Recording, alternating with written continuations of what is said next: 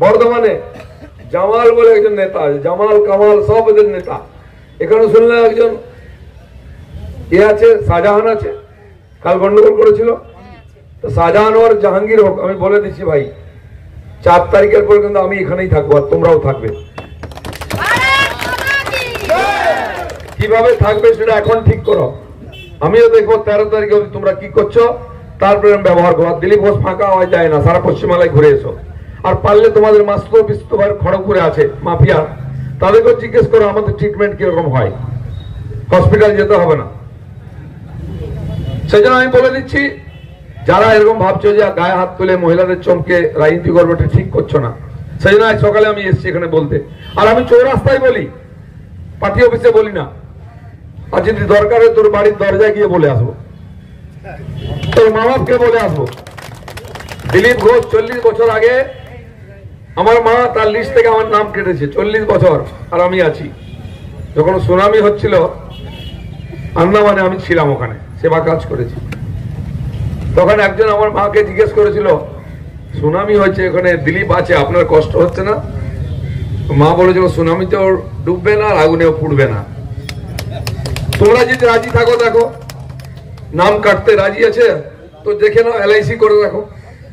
কারণ কি, আমরা নিয়ম নীতি আইন কানুন সংবিধান মেনে কাজ করি। তোমরা কোর্ট, সংবিধান, নির্বাচন কমিশন কিছুই মানো না। যতদিন মমতা ব্যানার্জির পক্ষে রায় এসছে তখন আদালত ঠিক ছিল, সুপ্রিম কোর্ট, হাইকোর্ট, জজ কোর্ট সব ঠিক ছিল। যেই বিরুদ্ধে গেছে তখন নির্বাচন, তখন আদালতটাই ভুল, বেআইনি। নির্বাচন কমিশন বেআইনি। যেখানে বিল পাস হচ্ছে সংসদ, সেটা বেআইনি, কারণ তার সংসদের সদস্যতা চলে গেছে। একজন মহিলা চুরি করেছেন, চোরনি, তার সাংসদ গেছে পদ। সিবিআই, ইডি কেন তদন্ত করে বাড়ি থেকে টাকা নিয়ে যাচ্ছে? খুব কষ্ট, তারা তাদের বিরুদ্ধে বলছেন। তাহলে আপনি মানেনটা কি? তাই মানুষ আপনাকে মানে না, মানবে না, তাই আপনাকে রাস্তায় চোর চোর স্লোগান শুনতে হয়। তার পার্টির ছিচকে চোররা শুনতো চোর চোর, আজ মুখ্যমন্ত্রীকে চোর শুনতে হচ্ছে। আরে ডুবে মরা উচিত। এই জীবন দেখে কি লাভ? এই জীবন দেখে কি লাভ? 50 বছর রাজনীতি করার পরে শেষ জীবনে চোর চোর শুনে উপরে যেতে হবে? এই জীবনের কোনো মূল্য নেই।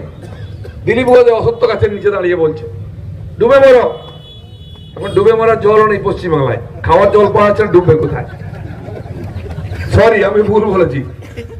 ডুবে মরার জল পাবেন না, জল পাওয়া যাচ্ছে না, খাবার জল কোথাও, স্নান করার নেই।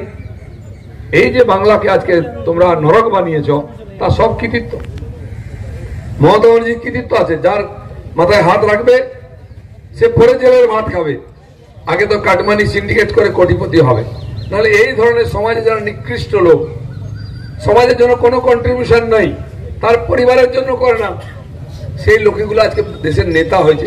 তারা কি করবে? চুরি করবে, ডাকাতি করবে, প্রতিবাদ করলে তারা ধমকাবে, মারবে, পিটবে, পুলিশ দিয়ে কেস দেবে। আমি যখন সভাপতি ছিলাম আমাদের কর্মীদের উপরে 45,000 কেস হয়েছিল। 45,000। আমার উপরে কত ডজন হয়েছে আমি জানি না। DSMS, a premier management college in Durgapur. Admission open for hotel management, hospital management, tourism management, BBA, BCA and nursing. Excellent training and placement assistance. Join now. DSMS, gateway to success.